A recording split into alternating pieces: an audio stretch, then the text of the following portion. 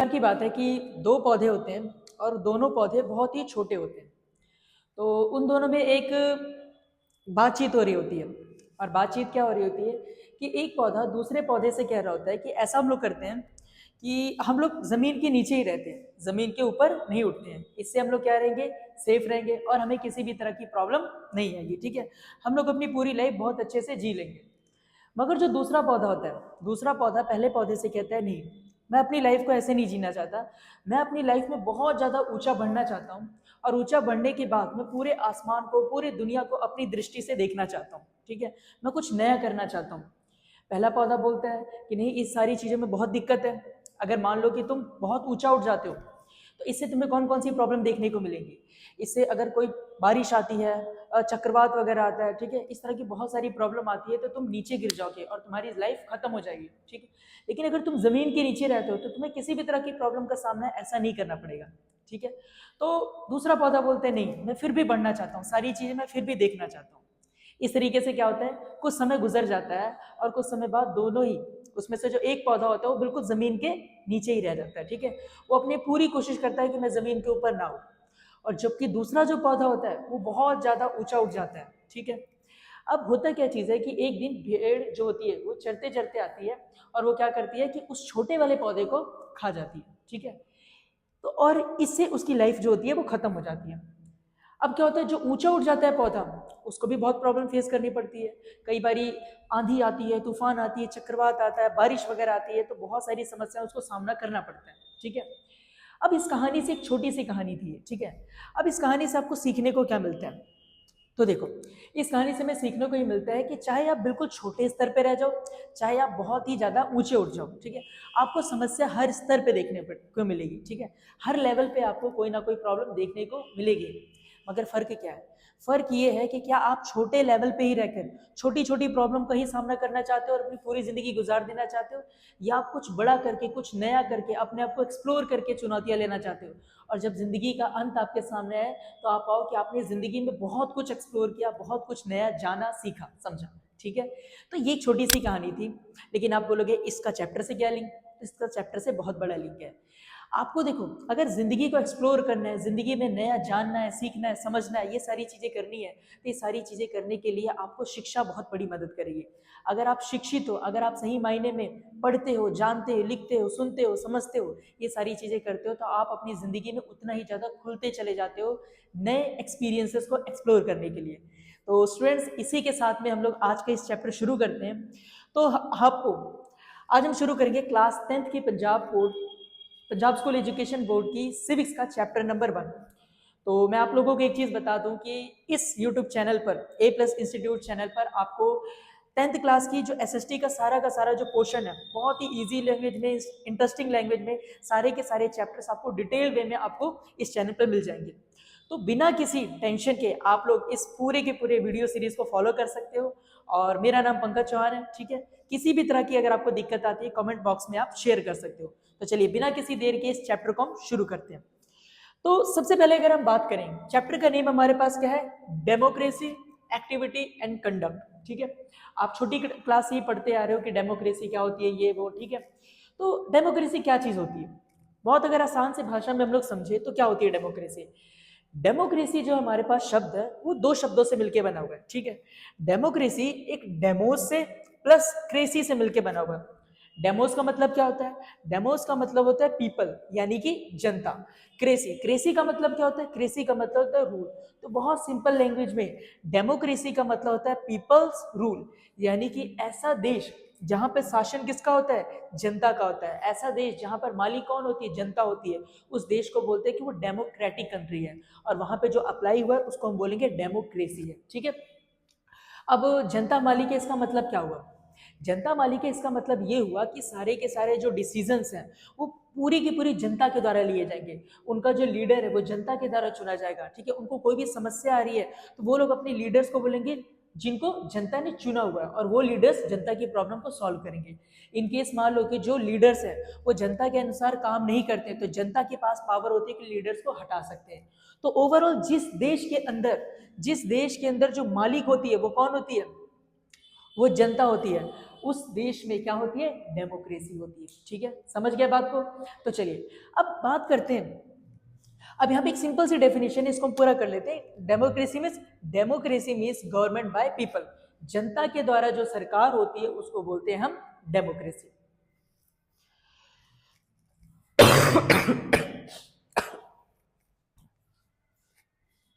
चलिए, तो डेमोक्रेसी का मतलब आप लोग समझ गए। अब आगे बढ़ते हैं। अब दूसरा सवाल आपके मन में आएगा कि वाई डेमोक्रेसी इज नीडेड, आखिर डेमोक्रेसी की जरूरत क्यों है, क्यों लोकतंत्र की जरूरत है। तो देखो प्रॉब्लम समझो, अगर किसी भी एक इंसान के हाथ में पावर आ जाती है, ठीक है, इंसान का नेचर कैसा होता है, इंसान का नेचर इस तरीके का होता है, अगर किसी भी एक व्यक्ति के हाथ में बहुत ज़्यादा अगर आप पावर दे दो ना, तो वो व्यक्ति क्या हो जाता है, वो व्यक्ति एक तरीके से तानाशाह हो जाता है। ठीक, अगर आप अपने घर में ही नॉर्मली देखो, अगर किसी एक व्यक्ति के हाथ में बहुत सारी पावर्स है तो वो व्यक्ति क्या करता है, वो व्यक्ति आपकी बहुत सारी चीज़ों पर रोक टोक लगाने लग जाता है। ठीक है, वो कोई भी हो सकते हैं आपके घर में या बाहर भी, अगर आप लोग देखो तो बहुत सारी चीज़ें ऐसी होती हैं जहाँ पे हर व्यक्ति अपने आप को एक्सप्रेस करना चाहता है, हर व्यक्ति अपने अनुसार काम करना चाहता है। वो बात अलग है कि बहुत सारे काम जो होते हैं वो सही भी हो सकते हैं और गलत भी हो सकते हैं, लेकिन इंसान का नेचर समझो, इंसान का नेचर इस तरीके का है कि अगर आप उसे बहुत ज़्यादा शक्तियाँ दे दोगे तो वो इंसान तानाशाह बन जाएगा। ठीक है, ये इंसान का क्या है, नेचर है। इसी वजह से किसी एक व्यक्ति के हाथ में बहुत सारी पावर न रह जाए, इसी वजह से क्या करते हैं, डेमोक्रेसी को मनाया जाता है। डेमोक्रेसी के होने के कारण क्या चीज होता है, अब पावर किसी एक व्यक्ति के हाथ में नहीं रही, पावर बहुत सारे लोगों में क्या हो जाती है, डिवाइड हो जाती है। ठीक है, इससे क्या होगा, अगर मान लो पर्सन नंबर 1 तानाशाह हो भी जाता है तो इसको कंट्रोल करने के लिए पर्सन नंबर 2 होता है, और पर्सन नंबर 2 अगर अपनी मर्जी करने लगेगा तो पर्सन नंबर 3 होता है।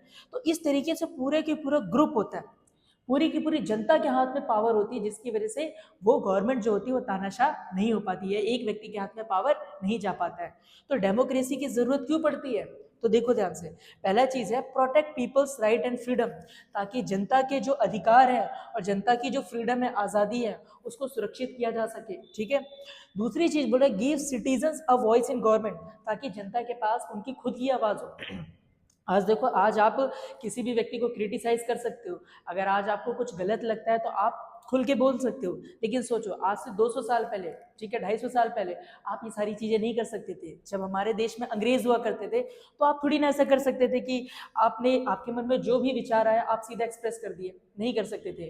अंग्रेज आपको सजा देगी, या उससे और पहले चले जाओ तो क्या होता था कि जो हमारे पास राजा महाराजा हुआ करते थे तो वो सारी की सारी चीजें अपने अकॉर्डिंग करते थे।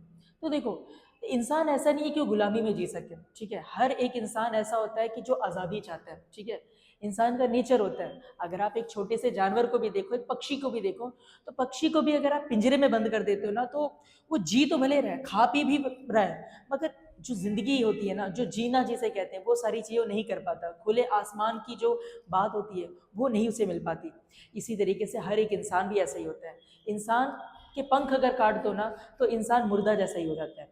इसीलिए डेमोक्रेसी जरूरी है, ताकि कोई व्यक्ति ऐसा ना आ जाए कि जो अपनी जिंदगी जीने के लिए, अपनी शौक, अपनी आलीशान, अपनी शान बढ़ाने के लिए दूसरे व्यक्ति की आज़ादी को छीन ले।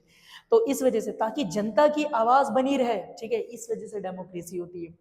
प्रोमोट्स इक्वालिटी एंड जस्टिस, ताकि इक्वालिटी यानी समानता को, जस्टिस यानी इंसाफ को बनाया जा सके। ठीक है, और उसके बाद क्या, 4th point, prevents miss use of power, ताकि जो भी पावर वगैरह है किसी एक व्यक्ति के हाथ में, वो सारी पावर वगैरह का मिसयूज ना हो। ठीक है, 5वां क्या बोल रहा है, ensure peaceful change of leaders, ताकि अगर कोई भी लीडर हमें पसंद नहीं आ रहा है, अगर जनता ने किसी को सेलेक्ट कर लिया है और वो ढंग से काम नहीं कर रहा है, तो जनता इजीली उसको क्या कर सकती है, चेंज कर सकती है। ठीक है, तो पीसफुल चेंज आ जाता है किसका, लीडर्स का।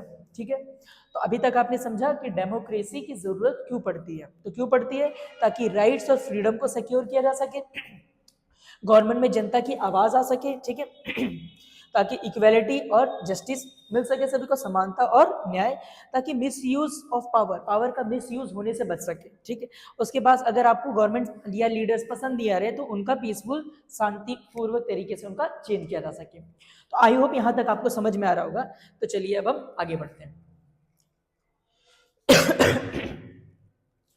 चलिए, वैसे तो ये वाला जो आप लोगों का चैप्टर है, इसमें तो फीचर्स की बात नहीं की गई है, लेकिन डेमोक्रेसी के फीचर आप समझ लीजिए। ठीक है, ये आपके लिए इंपॉर्टेंट है। ठीक, तो अगर हम लोग फीचर्स की बात करें, फीचर्स ऑफ द डेमोक्रेसी, यानी डेमोक्रेसी की विशेषताएं, इसका मतलब क्या होता है? जैसे मान लीजिए कि आपके दोस्त के बारे में बात हो रही है, ठीक है, और पूछा जा रहा है कि आपके दोस्त की विशेषता क्या है, तो आप बोलोगे मेरा दोस्त अच्छा पढ़ता है, मेरा दोस्त अच्छा खेलता है, ठीक है, और वो शरारती बहुत ज़्यादा है, ठीक। तो ये क्या होगी? आपके दोस्त की फीचर्स होगी, विशेषताएं होगी। सेम इसी तरीके से हमारे डेमोक्रेसी की भी क्या होती है? विशेषताएं होती है। हमारे लोकतंत्र की भी क्या होती है? विशेषताएं होती है। क्या विशेषता होती है? आइए देखते हैं। सबसे पहली चीज बोल रहा है फ्री एंड फेयर इलेक्शंस, यानी कि क्या? डेमोक्रेसी उसे ही कहा जाएगा जिसमें फ्री और फेयर इलेक्शंस हो, यानी जनता अगर अपने लीडर को यानी अपनी सरकार को चुन रही है तो फेयर तरीके से चुन रही है, ठीक है, उसमें किसी भी तरह की घपलाबाजी नहीं हो रही है, वोट चोरी नहीं हो रही है, इस तरह की किसी भी तरह की प्रॉब्लम नहीं हो रही है। ये तो देखो, डेमोक्रेसी का ही मतलब क्या हुआ कि जहां पे जनता मालिक हो। अगर जनता के अनुसार काम ही नहीं हो रहा है तो डेमोक्रेसी किस बात की, ठीक है, तो कोई अर्थ ही नहीं रहेगा। ये वैसे ही है कि मान लो आपके पास रसगुल्ला है, ठीक है, और रसगुल्ले में चीनी है नहीं, ठीक है, रसगुल्ले में चीनी है नहीं, तो फिर रसगुल्ला किस बात का हुआ? वो तो कुछ और ही बन गया ना। उसी तरीके से डेमोक्रेसी में अगर फ्री एंड फेयर इलेक्शन नहीं हो रहा है, फ्री यानी कि मुफ्त में, और फेयर इलेक्शन यानी कि निष्पक्ष तरीके से इलेक्शन चुनाव नहीं हो रहे, तो डेमोक्रेसी नहीं कहलाएगी। तो ये पहली विशेषता होगी। दूसरा बोल रहे रूल ऑफ लॉ, यानी कि जो शासन होगा वो कानून का होगा, किसी व्यक्ति का नहीं होगा। आप लोग, राष्ट्रपति को देश का प्रथम नागरिक माना जाता है, राष्ट्रपति को सबसे सर्वोच्च पोजीशन दी गई है, मगर राष्ट्रपति मतलब क्या? राष्ट्रपति मतलब ये नहीं कि आप किसी व्यक्ति को सम्मान दे रहे हो, आप सम्मान किसको दे रहे हो? कानून को दे रहे हो, क्योंकि कानून के अनुसार वो व्यक्ति उस पोजीशन पे है, कानून में उस पोजीशन की महत्वता है, ठीक है। तो यहाँ पर क्या बोला? रूल का लॉ होगा, मतलब लॉ का नियम होगा, किसी व्यक्ति का, किसी अमीर का, गरीब का, किसी राजा का, महाराजा का रूल नहीं होगा देश के अंदर, कानून का नियम होगा, और उसके अनुसार सब व्यक्ति क्या होंगे? बराबर होंगे, चाहे वो अमीर हो, गरीब हो, छोटा बड़ा किसी भी तरह का व्यक्ति हो, ठीक है। इसके बाद क्या बोला? इक्वेलिटी ऑफ ऑल सिटीजन्स, कि सारे के सारे सिटीजन क्या होंगे? बराबर होंगे डेमोक्रेसी के अंदर। यानी कि क्या? यानी कि ये नहीं कि कोई भी व्यक्ति अमीर है तो उसकी इंपॉर्टेंस देश के अंदर ज्यादा है, कोई व्यक्ति गरीब है तो उसकी कोई इंपॉर्टेंस नहीं है। डेमोक्रेसी की नजर में सब व्यक्ति बराबर है। हालांकि वो बात अलग है कि कोई अपनी काबिलियत के बिहाव पर आगे बढ़ गया जीवन में, वो बात अलग है, लेकिन एक ब्रॉड लेवल पे सारे के सारे व्यक्ति बराबर है आगे बढ़ने के लिए, सोचने के लिए, विचारने के लिए, कुछ नया करने के लिए, अपनी ओपिनियन रखने के लिए। इस मामले में हर एक व्यक्ति क्या है? बराबर है, ठीक है। उसके बाद क्या बोला? Freedom of speech and expression, हर एक व्यक्ति के बाद उसकी फ्रीडम ऑफ स्पीच है कि हर एक व्यक्ति बोल सकता है, हर एक व्यक्ति अपने विचार को पेश कर सकता है। एक्सप्रेशन यानी वही चीज कि अपने आप को दिखा सकते हैं जिस भी तरीके से दिखाना चाहे, ठीक है। Majority rule with respect of minority, rule किसका होगा? मेजोरिटी का होगा। इसका मतलब क्या है? इसका मतलब मान लो 100 लोग हैं, ठीक है, मेजोर 100 लोग हैं, और 100 लोग मिलकर किसी व्यक्ति को चूज कर रहे हैं अपनी सरकार के तौर पर। तो 100 लोग में से मान लो कि 50 लोग क्या है? हिंदू हैं, ठीक है, 20 लोग क्या है? मुस्लिम है, 10 लोग मान लो क्या है? जैन है, ठीक है, और मान लो 5 लोग क्या है? अपने पास क्रिश्चियन है, ठीक है, और 5 लोग मान लो किसी और कम्युनिटी के, ठीक है, बुद्ध वगैरह हो गए। तो देखो, भले यहाँ पर अब वोट देंगे तो मान लो 50 लोग जो हिंदू है इन्होंने वोट ज्यादा दिया है, ठीक है, तो इनकी सरकार क्या बनी? मेजोरिटी बनी। इनकी क्या होगी? मेजोरिटी होगी। मेजोरिटी मतलब क्या? इनकी पकड़ जो होगी ना ज्यादा होगी, ठीक है, कि 50 लोगों की जो पकड़ है वो ज्यादा होगी, 50 लोगों ने वोट दिया, ये बहुमत में आ गए। तो भले इन लोगों की सरकार बन जाए, मगर क्या बोले? माइनॉरिटी की, माइनॉरिटी मतलब जिनकी संख्या कम है, इनकी भी प्रॉपर डेमोक्रेसी के अंदर रिस्पेक्ट होगी, ठीक है। ऐसा नहीं है कि डेमोक्रेसी में जिनकी संख्या ज्यादा है, हिंदुओं की संख्या ज्यादा है तो उन्होंने अपनी सरकार बना ली, तो ऐसा नहीं है। जो माइनॉरिटी में यानी कि मान लो कि जैन है, मुस्लिम है, ठीक है, बौद्ध वगैरह है, इनकी बात नहीं सुनी जाएगी, इनकी भी प्रॉपर उतनी ही बात सुनी जाएगी। जैसे अगर आप देखोगे पाकिस्तान में क्या होता है? पाकिस्तान में मेजोरिटी में कौन है? मुस्लिम है, और मुस्लिम्स की सरकार बनती है, तो वहाँ पे जो हिंदुओं की कंडीशन है, वहाँ पे जो सिखों की कंडीशन है वो उतनी बेहतर नहीं है, बहुत ज़्यादा कंडीशन खराब है, ठीक है। क्यों? क्योंकि वहाँ पे मेजोरिटी की रूल है और मेजोरिटी की ही पावर है और मेजोरिटी ही अपने लिए काम करती है, मगर माइनॉरिटी का किसी भी तरीके से ख्याल नहीं रखा जाता, ठीक है। तो ये डेमोक्रेसी की विशेषता है। तो डेमोक्रेसी की कौन कौन सी फीचर्स होगी? सबसे पहला फ्री एंड फेयर इलेक्शन होने चाहिए, ठीक है।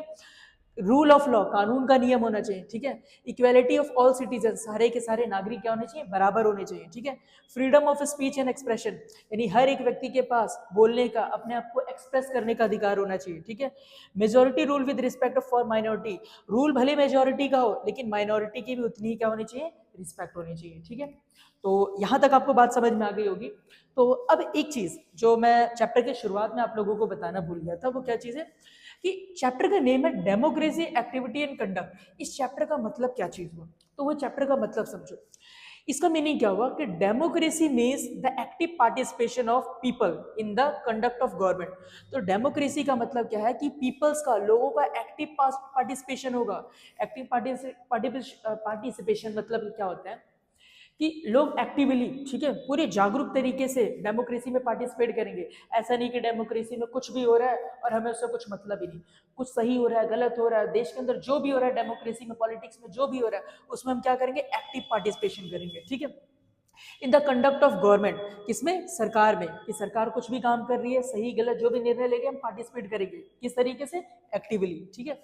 Where citizen take part in decision making, जहां पे नागरिक जितने भी तरह के डिसीजन लिए जा रहे हैं उसमें क्या करेंगे, टेक पार्ट, यानी प्रॉपर हिस्सा लेंगे। थ्रू वोटिंग, किस किस तरीके से हिस्सा लेंगे, वोटिंग के जरिए। एक्सप्रेसिंग ओपिनियंस, यानी कि अपने अपने विचार रखकर, ठीक है। And following rules and equally, ठीक है। और जितने भी नियम कायदे कानून है वो समानता के तौर पर स्वीकार करके, ठीक है।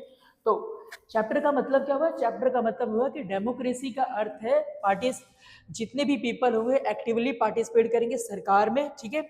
और किस थ्रू, मतलब किस द्वारा करेंगे, किस द्वारा करेंगे, डिसीजंस लेके, प्रॉपर वोटिंग देकर, ठीक है, अपने ओपिनियंस को शेयर करके और रूल्स को फॉलो करके, इस तरीके से वो क्या करेंगे, प्रॉपर एक्टिवली पार्टिसिपेट करेंगे।